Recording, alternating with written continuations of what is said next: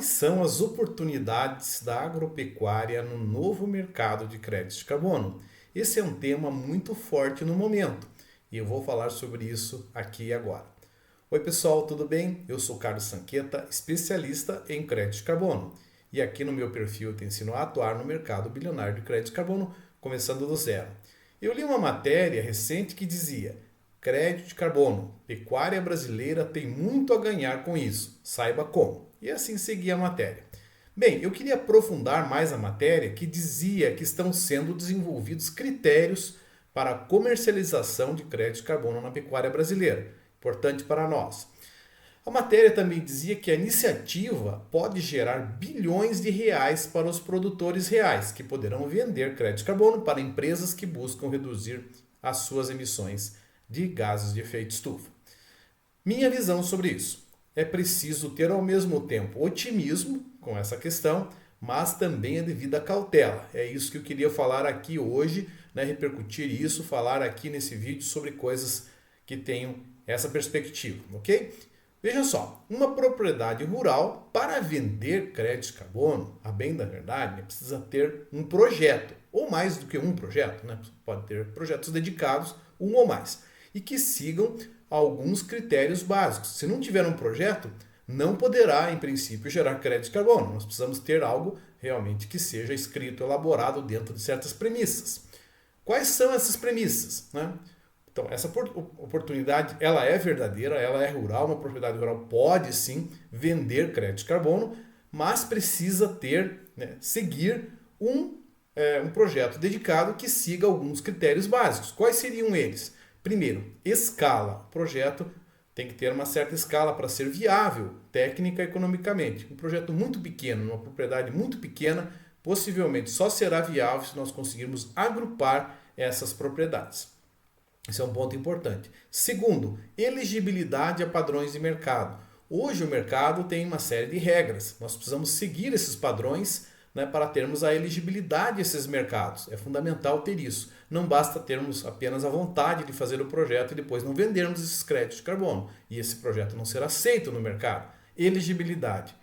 Outro, usar a metodologia reconhecida e reputada. Devemos usar metodologias que sejam conhecidas, que comprovem realmente que aquele projeto tem redução ou remoção de gases de efeito estufa. Uma metodologia bastante séria, bastante aceita, entre o meio aí do mercado. E depois, definir uma linha de base. O que é uma linha de base? É a condição que aconteceria, o que acontece sem o projeto. Nós temos que projetar essa linha de base ao longo do tempo.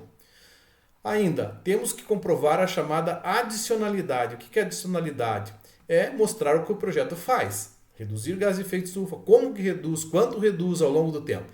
Okay? Temos que comprovar a adicionalidade, ou seja, sair da linha de base e mostrar uma tendência melhor com o nosso projeto.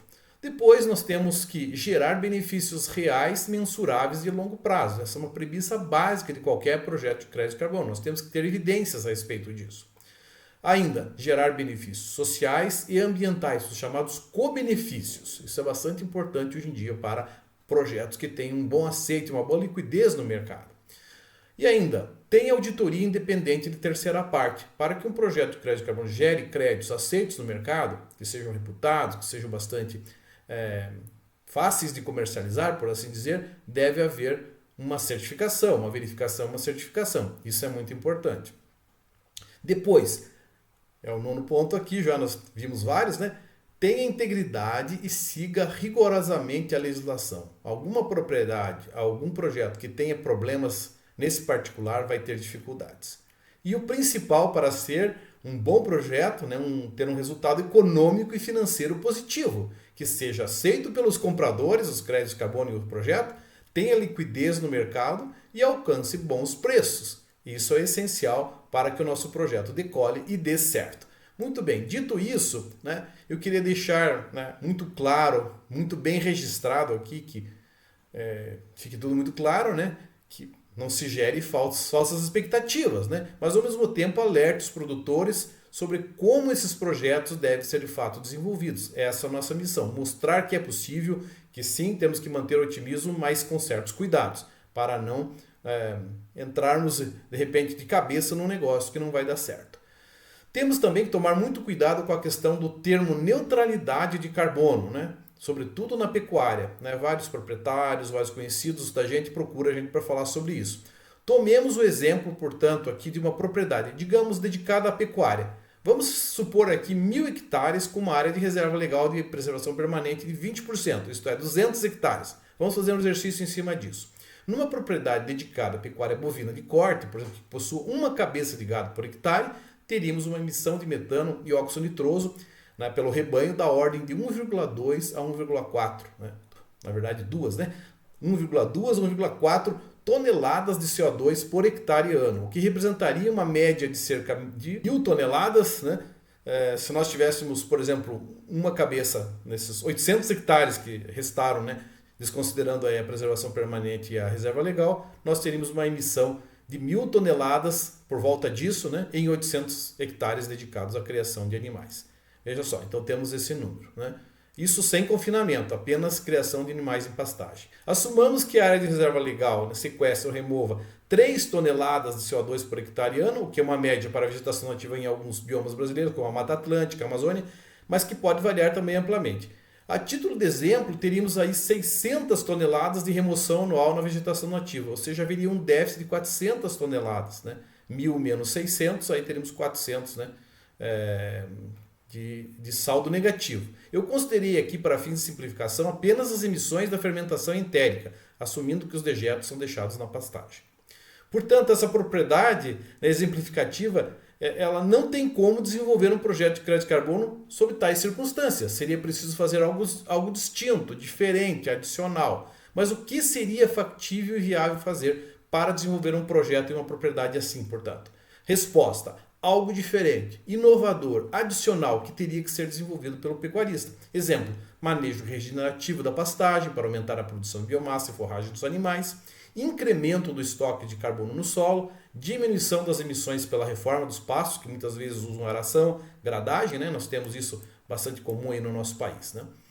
O efeito dessas práticas ajudaria muito, mas é preciso ver que se elas são suficientes para realizar um projeto de crédito de carbono técnica e economicamente viável. Possivelmente outras atividades de maior efeito teriam que ser realizadas. Eu sugiro, né, usar a integração lavoura-pecuária-floresta, o ILPF, o reflorestamento em áreas de menor produção pecuária e que possam ser convertidas para outro uso que não a pastagem. Perfeito? Então essas são algumas possibilidades que eu vejo bastante concretas. Para que tudo isso se materialize, o produtor terá que fazer um bom diagnóstico da sua propriedade e do seu manejo, realizar um inventário de emissões da propriedade, bem como realizar uma análise técnica e econômica de potenciais projetos de crédito de carbono, considerando o quê? Os investimentos, os custos durante todo o ciclo do projeto, vis-à-vis as receitas geradas pelos projetos de crédito de carbono. Produtor agrícola e pecuarista, ou até silvicultor, faça a coisa certa e não se engane com promessas. Isso é importante, fazer algo correto. Seja realista, avalie o seu risco, bem como a rentabilidade dos projetos de crédito de carbono que irá realizar. Não se engane e não se deixe enganar. Mantenha a expectativa com otimismo com esse mercado que é bilionário, mas com a devida parcimônia. É muito importante conhecer os passos que você está dando. Gostou do vídeo? Se você gostou mesmo deste vídeo, vai deixando aí o seu like e também compartilhe com todo mundo, com seus conhecidos, com seus amigos, enfim, com todo mundo. Eu deixo aqui o meu grande abraço e nos vemos no próximo vídeo.